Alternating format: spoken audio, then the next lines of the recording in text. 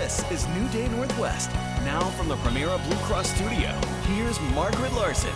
Good morning, everybody. Welcome to New Day Northwest. A Seattle rock drummer puts his skills to a grueling test tonight when he attempts to play for 5 hours straight with bands including King Snake and Zoolab. Andy King's second annual drum marathon is really good fun, and it's also a fundraiser for a nonprofit close to the heart of many musicians. So here with a preview, please welcome Andy King and Trent Mormon from King Snake. Take it away.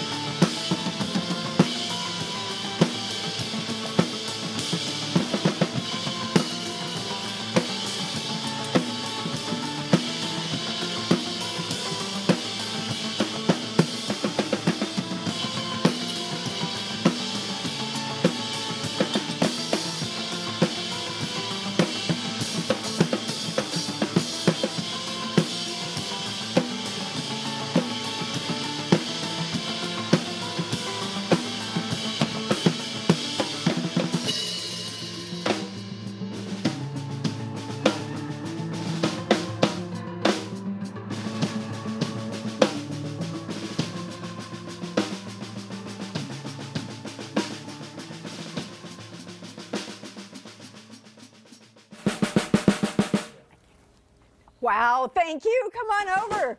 Come on over. All right. No sticks were broken in this segment. We're all still going. Trent, thank you. Andy, it's nice to meet you. Yeah, you too. How you doing? Hi, good. Have a seat. When did you start drumming? Oh, about 22 years ago. So just yesterday. Yeah, yesterday. So how did the drum marathon come about? You did your first one last year. Well, yeah, I did one last year, and I took some time off, about a year off playing drums, and I got sober. Good for you. That was a couple years ago? Yeah, it was 2 years ago, actually. Good for you. Like Congratulations. Plus or minus like a couple months. But so I didn't know if I was going to play. I didn't know if my life was going to be the same. And a friend of mine was like, "You should do this show and like get all your bands and play and raise money for MusiCares and like do it for a good cause that's near and dear to your heart." And I was like, "Yeah, sure." And then I signed on to it, and I was like, "Oh wait, what am I doing?" How long did you go last year? About, I think, like 2.5, 3 hours, something like that. But this is longer this year. It's a little bit longer this year. And so is it continuous? I get breaks. You get breaks. Okay, Yeah. that's all right. Yeah. Your breaks are probably pretty short. Yeah, they're short, but we got to do changeover and stuff like that. So drumming can be pretty physical. My son was a drummer, and I know, that pretty soon you're working hard, sweat's flying, all that kind of stuff. Yeah. Have you adjusted the kind of music you're playing so that you can you can keep up your stamina? That's a great question, actually. Sorta, yeah. I mean, but I think for me, like playing rock music, I guess sometimes all the technical ways of playing go out the window, but for this I have to kind of go back to the stuff I was taught when I was a kid in school and from my teachers.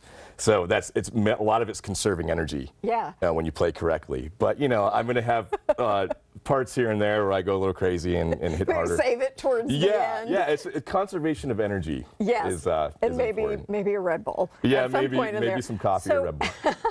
Yeah. So tell me a bit about MusiCares, what this is all about, and why musicians are really, really attracted to this organization. Well, they do everything from like basic medical needs. Not a lot of us have like insurance and stuff. It's hard when you're playing, yeah. Yeah, and especially if you're doing it full time all the time, it can be hard to take care of yourself. And people struggle with addiction. They struggle with health issues, dental stuff. Yeah. A lot of my friends have gotten like the ear molds. Hearing's a big thing for musicians. Right. Well. Yeah. And so we all want to protect our hearing. So a lot of them get molds made. So I mean, it's just the stuff that they do for musicians is it's amazing, and they do almost everything. And it's connected to the Grammys, right? Yeah. Yep. Does the Grammy organization support it? I don't really know Exactly how that works, yeah. but I mean, it's a wonderful thing because it's the industry taking care of its own. Yeah. And musicians helping other musicians. And so this is a fundraiser, the marathon. How does that work? Is there a cover charge? People donate? Yeah, there's going to be a donation spot area there to give donations, but the tickets, I believe, are $10, and you know, proceeds go to MusiCares. So, and I actually, the money that I would make, I earmark towards the program that I went to for treatment. So the money I would make would go to someone like me that needs that help. So when you're in a business like this and you're at clubs and you're around substances and whatnot, and you're trying to be clean and sober, what are some of the challenges? I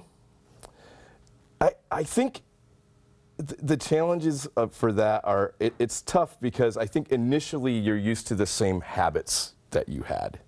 You know, I was used to having a couple shots before I played, or maybe a drink when I was playing and then after I played, or, you know, more. And I think it was getting over the anxiety of playing and being in front of people for me was huge. And I remember the first show I played sober, I was just like, you know, I had to take like 5 walks around the block. You Find know. some other way to yeah, deal with and it. just and I slowly but surely kind of got through that, you know, in my own ways. Sometimes I just like to sit by myself, but I think that was the biggest challenge, was the anxiety. And that's part of what we're learning about recovery, is that so many people are using substances in part to self-medicate for other issues that they're facing. And I think that helps us to understand better what people are going through, and then also how to be supportive on the other end as people are getting better. Well, I'm very grateful to you for coming in and playing this morning and for doing this. Well, thanks for having me. For other people. And Trent over there. And Trent, too. Trent. Yes. Who's sitting at my drums right now. He moved over to your drums for some reason. Andy's Marathon kicks off tonight at 7:30 at Numos in Seattle. We've linked more information online about this and MusiCares. Please check it out. And still ahead, the growing concerns over the effects of a type of vaping and juuling among teenagers, what you need to know about after this.